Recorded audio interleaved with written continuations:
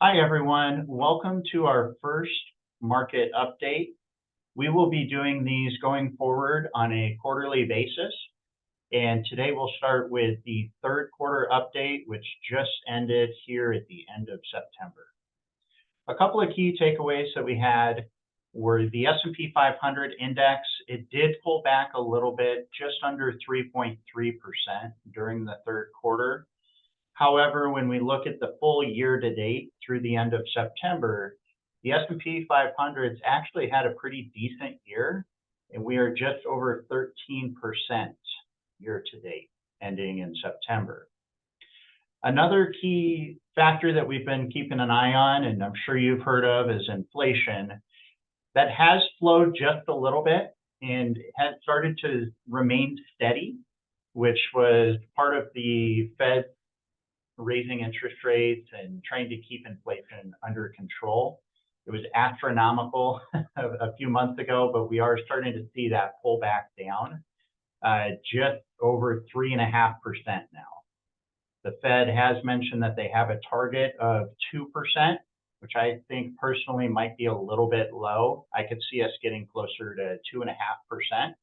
So they still have a little bit of room to grow there, but we are getting into more of a steady pattern. Also, when we look at yields, think of fixed income. I'm sure you've seen all the CD promotions going on. Rates have been the highest that we've seen since September of 2007. Those have continued to rise. And a lot of economists, as we look at the slight pullback we had in the third quarter, a lot of economists still think that we have a chance for a mild recession here in the next 12, 18 months. Now, keep in mind, a recession is a market pullback that's normal. That's part of a normal market cycle. So it wouldn't surprise us, especially trying to get inflation back under control. So that's still in play. But on the positive side as well, we have seen unemployment numbers the lowest since the 1960s. The economy is healthy. The consumer is healthy. So we do have a lot of positive momentum going into the fourth quarter. Now, an interesting phenomenon that kind of started this year, 7 large cap stocks. So large cap, I mean large capitalization, which means some of the largest stocks in the world, have been dubbed the Magnificent Seven. So that would be, as you can see on the screen, Apple, Microsoft, Alphabet, Amazon, Nvidia, Tesla, and Meta, also known as Facebook. Now, the Magnificent Seven name came from a lot of the performance we saw from the first half of this year. Think of quarter one, quarter two. The S&P 500 was actually up 17% through the first half of the year. In a big portion of those returns, if you actually look down here on the bottom left of the screen, 12.4% of those returns were from these 7 stocks. Now, when you think of the S&P 500, it's 500 of the largest stocks in the world. And these 7, the Magnificent Seven, make up a huge portion of the S&P 500 index. So for those of you that hold S&P 500 index funds or allocations, you likely saw a pretty decent chunk of return to this. Now, when we isolate this and look at it in the third quarter, we actually see that some of these holdings, seeing it individually, Apple, Microsoft, Tesla, they were actually below what the S&P 500 did, which was down 3%. So it's important to keep in mind that although sometimes we see some of these individual stocks having a ton of success, it's important to remember diversification and how important that is to our overall portfolio. And when we talk about the potential for recession, I know it's a scary word. A lot of people think of COVID from 2020. They think of 2008. Those were extreme examples of recession. Again, recession is normal. It's a normal market pullback. And here's a chart that really shows the resiliency of our economy. The gray bars here represent the different recessions that we've had, essentially since 1936. And so they're short-lived. And what we see is the market rebounds. So it's important to remember our diversification. It's important to remember why we're investing in the first place, and it's for the long term.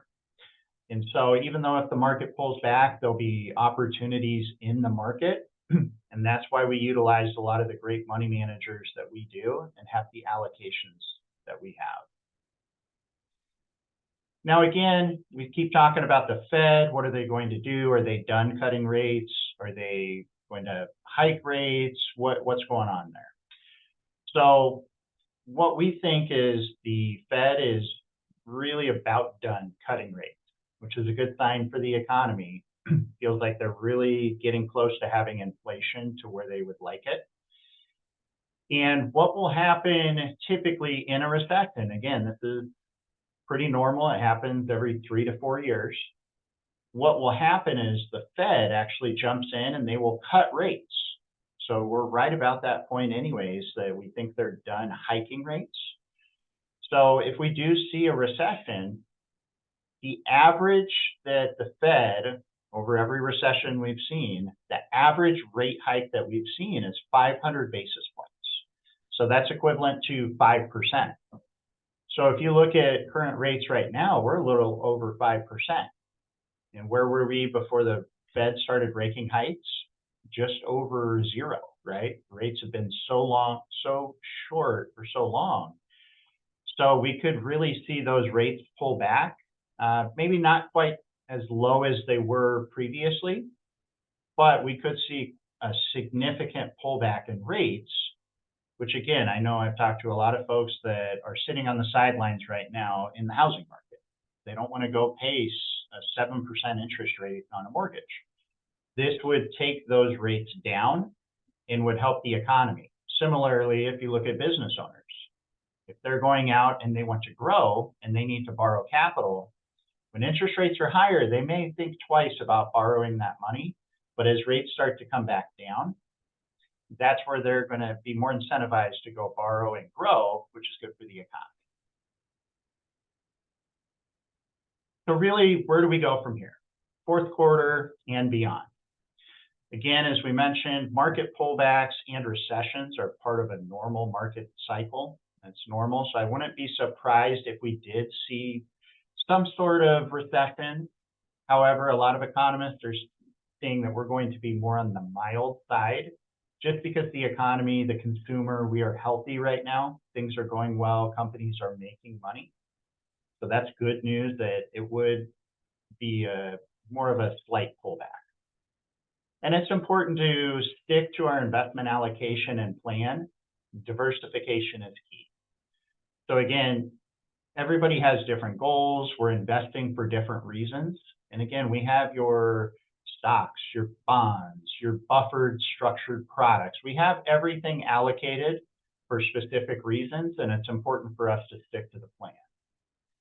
Now, as I mentioned, the Fed is targeting a 2% inflation rate. I think that might be a little bit low. I think we'll be closer to the 2.5%. We're currently a little over 1% higher than that right now. So we are trending in the right direction. And look for the Feds to cut rates in 2024 if the market does start to slow down a bit. I feel like if the market kind of keeps this growth going that we're seeing, the rates will stay longer. They'll stay where they're at for a little bit longer. And then overall, history is on our side. Both the stock market, the bond market have performed very well as the Fed stops hiking rates. So all in all, I think we're doing great. We're having a great year. And again, it's important for us to stay in touch. And I want to try to keep these videos relatively short, but just really having a couple quick hits on what's going on in the market. And I hope you enjoyed it. And we will look forward to our fourth quarter update after the first of the year. Thank you.